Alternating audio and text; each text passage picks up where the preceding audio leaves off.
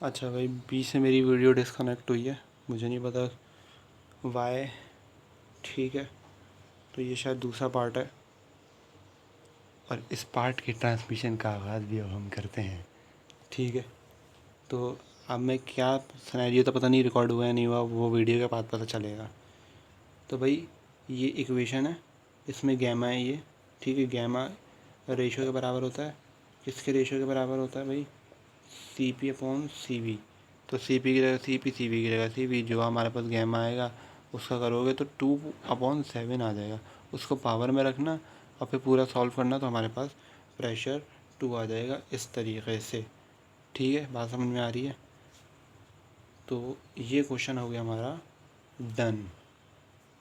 Move करेंगे 3.5 पर। ठीक। अबे भाई, इतना परेशानी क्यों हो रही है तुम्हें? अजीब, सही हो जाओ ना। 3.5 क्या कह रहा है भाई? 3.5 समझो। 3.5 बड़ा मज़े का क्वेश्चन है, मैं फिर वही कहूँगा, पहले क्वेश्चन लिखो। इतनी अच्छी सहूलियत कोई नहीं देता भाई कि वो क्वेश्चन पूरा लिख कर दे रहा है। क्वेश्चन अच्छे तरीके से देख लो भाई, स्क्रीनशॉट ले लो। अब हमें क्वेश्चन में क्या कह रहा है? कह रहा है कि अगर पूरा 3.4 हमें फॉलो करना है। कहता है कि अगर हमें 3.4 वाला, यानी 3.4 जो है वो रिवर्सिबल प्रोसेस है। ठीक है, अगर हम 3.5 में 3.4 वाला क्वेश्चन लें लेकिन इर्रिवर्सिबल लें,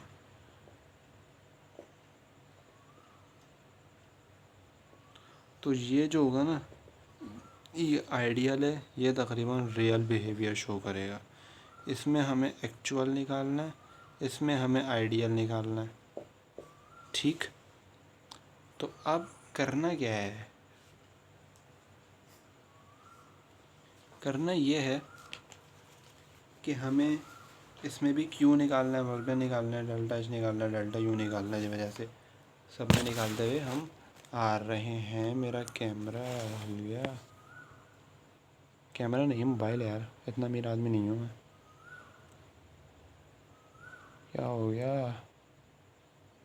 पता नहीं क्या हो गया भाई। अच्छा भाई, अब हमारे पास क्या है? सबसे पहले पूरा पुराना वाला क्वेश्चन है। ठीक है, उसमें जो निकला हुआ है वही काम आपने करना है।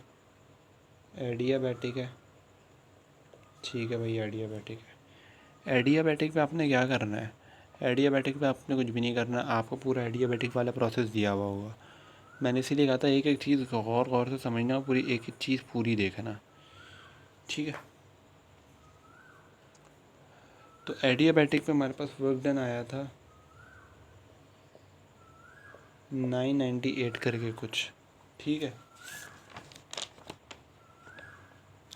एडियाबैटिक पे वर्क डन आया था हमारे पास, अरे यार वर्क डन कहाँ है? हाँ भाई, वर्क डन आया था 998। ठीक है, हमें जब भी अगर एक्चुअल वर्क चाहिए,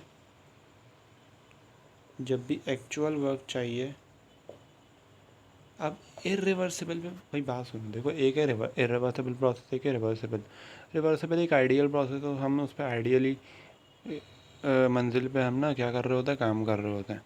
लेकिन इरिवर्सिबल पे हमें एक्चुअल वर्क चाहिए, तो हम क्या करेंगे? हम 0.8 एक स्टैंडर्ड एफिशिएंसी लेते हैं और उसको मल्टीप्लाई करा दें, ताकि हमें एक्चुअल पता चलेगा हमें एक्चुअल काम करना कितना पड़ेगा।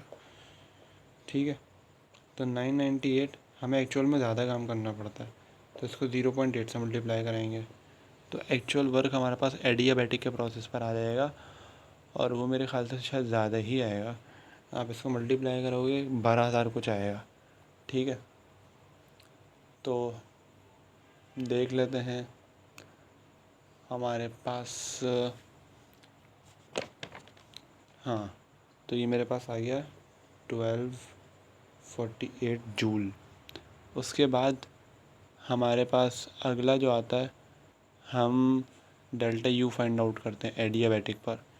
अच्छा, एडियाबैटिक पे क्यू तो हमारे पास ज़ीरो हो गया, ये वर्क डन हो गया, ये क्यू हो गया, डेल्टा यू करते हैं फाइंड आउट। तो अच्छा, वर्क डन तो एक्चुअल हमारा आ गया, क्यू हमें करना है डेल्टा यू। डेल्टा यू हमारे पास वही रहेगा और डेल्टा एच हमें निकालने की ज़रूरत है ही नहीं। ठीक, उसके बाद हमसे क्यू और डब्लू पूछा हुआ है बेसिकली, हमसे बाकी चीज़ें नहीं पूछी हुई, हमसे सिर्फ क्या पूछा हुआ है, क्यू और डब्लू। तो हम सिर्फ क्यू और डब्लू ही निकालेंगे। ठीक, अगले प्रोसेस पे मूव करते हैं।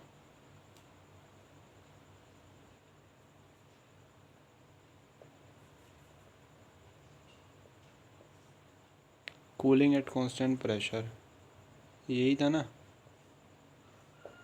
एडियाबैटिक से कूलिंग पे जा रहा था तो, और 150 टू 70 जा रहा था। इसीलिए कह रहा हूँ कि पुरानी वाली एग्जाम्पल अच्छे तरीके से होनी चाहिए, क्योंकि इसमें मैं तेज़ी से मूव करूँगा। रिवर्सिबल वर्क तो हमारे पास जाहिर सी बात है, रिवर्सिबल वर्क हमारे पास कितना था, 665 था। ठीक, तो डेल्टा यू -998 था। ठीक, अच्छा ये हमने रिवर्सिबल वर्क निकाला है और डेल्टा यू हमारे पास इतना था। ठीक, तो इररिवर्सिबल पे हमें एक्चुअल निकालना है।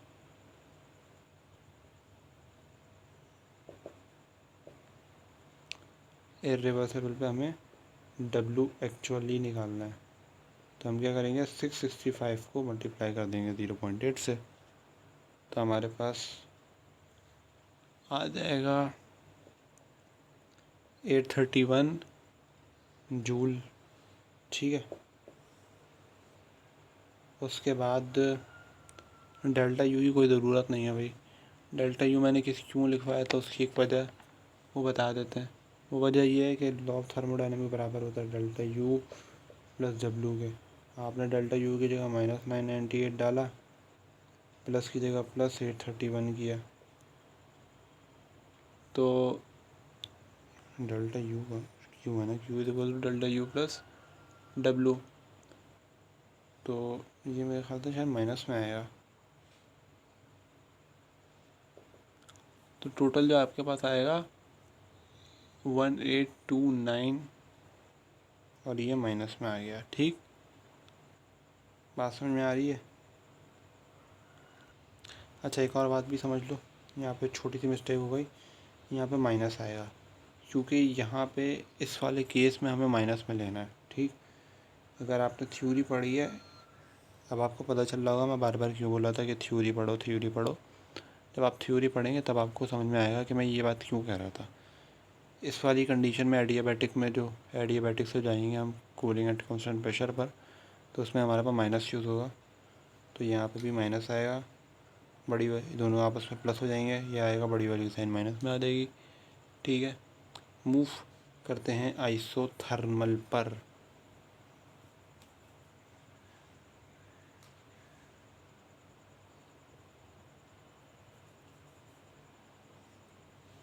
ठीक,